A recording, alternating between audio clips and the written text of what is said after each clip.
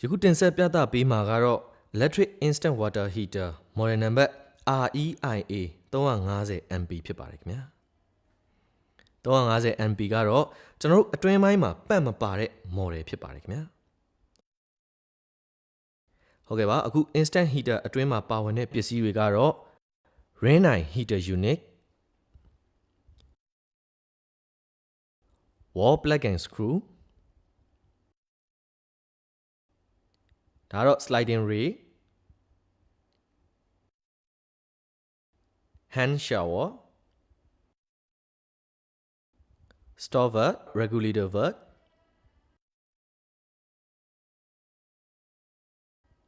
Raise Support Shower Holder Flexible Hose Washer တို့ပါဝင်ပါတယ်ခင်ဗျာဟုတ်ကဲ့ပါ Instant Water Heater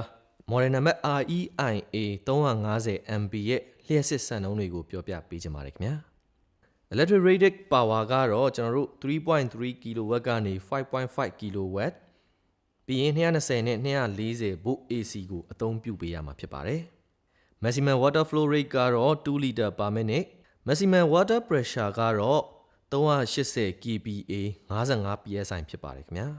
ပြီးရင်တော့ Minimum Water Pressure ကကြတော့20 kPa 2.9 psi minimum ရှိရပါမယ် Water Connection ကကြတော့ကျွန်တော်တို့15mm diameter ရှိရပါမယ်ခင်ဗျာသူရဲ့ dimension အနေနဲ့ဆိုရင်တော့ကျွန်တော်တို့အလျားက 390mm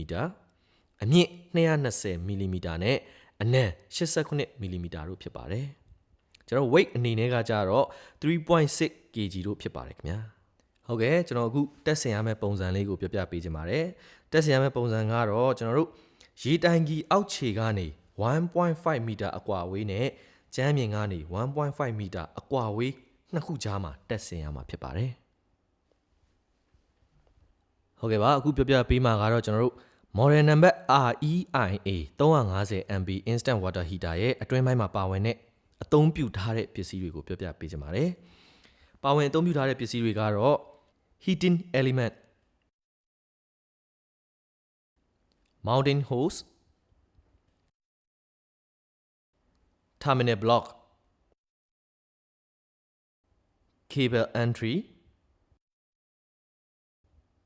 Thermostat RCD Assembly Heater Base Backlight PCBA Water Tank Electronic Control Trias Flow Switch Assembly Water Inlet Water Outlet Power LED PCBA တို့ပဲဖြစ်ပါတယ်ခင်ဗျာဟုတ်ကဲ့ပါအခုပြပြပေးမှာတော့ကျွန်တော် Model Number REIA 350MP Instant Water Heater ရဲ့အပြင်ပိုင်းမှာပါဝင်တဲ့ပစ္စည်းတွေပဲဖြစ်ပါတယ်ကျွန်တော်အပြင်ပိုင်း body မှာပါဝင်တဲ့ပစ္စည်းတွေကတော့ Heater Cover Power Control Knob RCD Test Reset Button Stop Valve Regulator Valve တို့ပါဝင်ပါတယ်ခင်ဗျာကျွန်တော်အခုပြပြပေးမှာကတော့ Model Number REIA 350MP Instant Water Heater ကိုတက်ဆင်အသုံးပြုဖို့အတွက်ပထမဆုံးအနေနဲ့ Heater Cover ကိုဖွင့်ပေးရမှာမယ်ခင်ဗျာ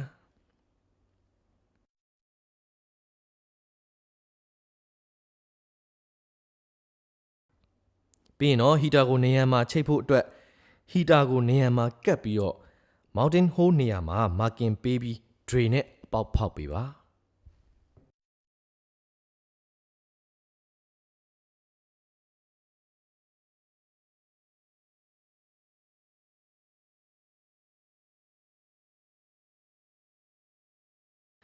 ပြီးရင်တော့ကျွန်တော်တို့ body ကိုနေရာမှာကပ်ပြီးတော့ screw ဆွဲပါ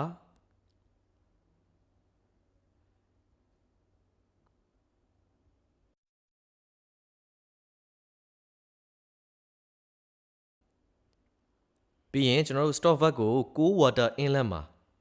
တက်ဆင်ပေးပါခင်ဗျာ တက်ဆင်ပြီးသွားပြီဆိုရင်တော့ကျွန်တော်တို့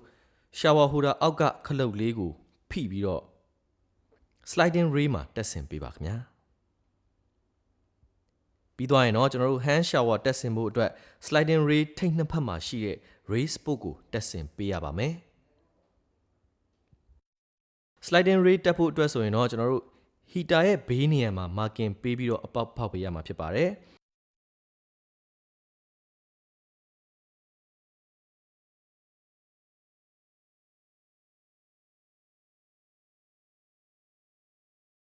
ပြီးတော့ wall plate ဆွဲပေးရမှာမယ်ပြီးသွားလို့ရှိရင်တော့ကျွန်တော်တို့ sliding rail ကိုနေရာမှာတက်ပြီးတော့ screw နဲ့ဆွဲပေးပါ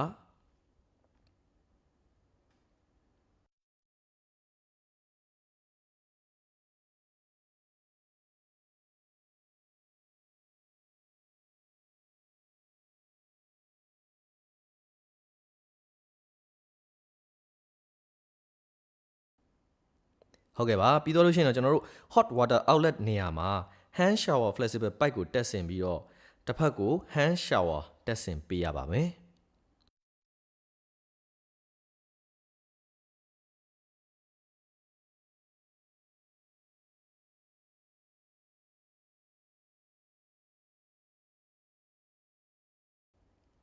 ဟုတ်ကဲ့ပြီးတော့လို့ရှိရင်တော့ကျွန်တော်တို့ hand shower ကို shower holder မှာတက်ဆင်ပေးရမှာဖြစ်ပါတယ်ခင်ဗျာပြီးရင်တော့ရေအေးအဝင်ပိုက်ကို cold water inlet stop valve နေရာမှာတက်ဆင်ပေးပါ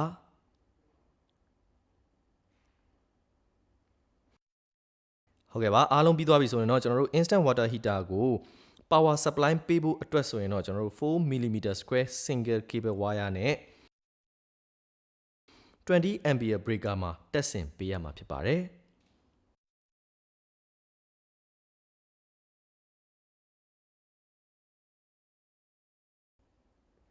ပြီးရင်တော့ကျွန်တော်တို့ add wire ကိုလည်းအိမ်မှာရှိတဲ့ add wire နဲ့ပဲချိတ်ဆက်ပေးရမှာဖြစ်ပါတယ်ခင်ဗျာ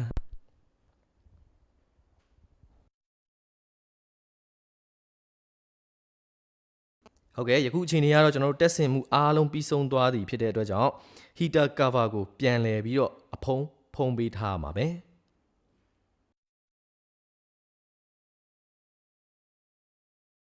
ဟုတ်ကဲ့အခုပြပြပေးမှာတော့ကျွန်တော် instant water heater ကိုစတင်အသုံးပြုဖို့အတွက်ပထမဦးဆုံးရေအေးအဝင် main valve ကိုဖွင့်ပေးပါပြီးရင်တော့ကျွန်တော်တို့ control valve ကိုဖွင့်ပေးရပါမယ်ပြီးတော့လို့ရှိရင်တော့ကျွန်တော်တို့ hand shower မှာရေကျလာပါလိမ့်မယ်အဲ့ဒီလို hand shower ကနေရေကျလာပြီဆိုရင်တော့ breaker ကိုတင်ပေးရပါမယ်ခင်ဗျာဟုတ်ကဲ့တကယ်လို့ရေအဝင် pressure လျော့နေမယ်ဆိုရင်တော့ flow switch ကနေပြီးလျှက်စစ်စီးဆင်းမှုကိုအလိုအလျောက်ဖြတ်တောက်ပေးသွားမှာဖြစ်ပါတယ်ရေပူချိန်အနေနဲ့59 degree centigrade ထက်ကျော်နေမယ်ဆိုရင်တော့ကျွန်တော်တို့ thermostat ကနေဖြတ်တောက်ပေးသွားမှာဖြစ်ပြီးတော့ကျွန်တော်ရေအပူချိန်60 degree centigrade ကျော်နေမယ်ဆိုရင်တော့ thermo cut off ကနေပြီးတော့အလိုလျောက်ဖြတ်တောက်ပေးသွားမှာဖြစ်ပါတယ်ခင်ဗျာတကယ်လို့ရေပူချိန်ကိုသုံးပြီးပြီဆိုရင်တော့ temperature ကို short ထားပေးရပါမယ်temperature ကိုပြန်မချဘဲနဲ့ power ကို on ထားမယ်ဆိုရင်တော့ thermostat ကနေလျှက်စစ်စီးဆင်းမှုကိုဖြတ်တောက်ပေးလိုက်တဲ့အတွက်ကြောင့် power မီးမလင်းတော့ပဲဖြစ်နေပါလိမ့်မယ်ခင်ဗျာဒါကတော့ကျွန်တော်တို့ electric instant water heater model number REIA 350 MB ကိုစတင်အသုံးပြုဖို့အတွက်နည်းလမ်းလေးတွေပဲဖြစ်ပါတယ်ခင်ဗျာဟုတ်ကဲ့အခုပြောပြပေးမှာကတော့ကျွန်တော်တို့ REIA 350 MB ကိုအသုံးပြုဖို့အတွက်သတိပြုရမယ့်အချက်လက်လေးတွေပါ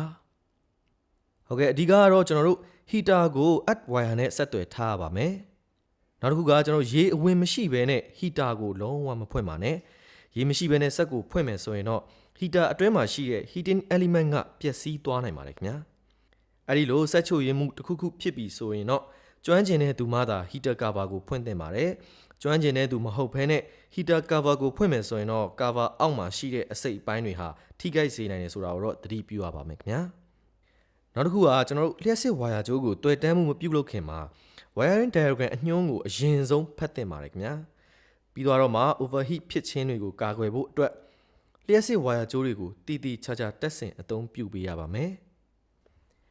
နောက်တစ်ချက်ကကျွန်တော်တို့ operation manual နဲ့ installation manual စာအုပ်တွေမှာပြထားတဲ့ cable side table standard တွေကိုတည်တည်ချာချာကြည့်ပြီးတော့မှလျှက်စစ်ဝါယာတွေ့တန်းခြင်းတွေကိုပြုလုပ်ပေးသင့်ပါတယ် ဒါအပြင် heater ကို socket plug ပေါင်းနဲ့တွေ့တန်းခြင်းမပြုလုပ်ရပါဘူး installation manual စာအုပ်မှာပြသထားတဲ့ cable side table standard အတိုင်းသာတက်ဆင်အသုံးပြုရမယ်ဆိုတာကိုတော့သတိပြုသင့်ပါတယ်ခင်ဗျာဟုတ်ကဲ့ပါကျွန်တော်အခုပြောပြပေးသွားတာကတော့ Rinnai မှာထုတ်လုပ်တဲ့ electric instant water heater model number REIA 350 MP နဲ့ပတ်သက်တဲ့ installation အချက်လက်အဆင့်ဆင့်ပဲဖြစ်ပါတယ်ခင်ဗျာ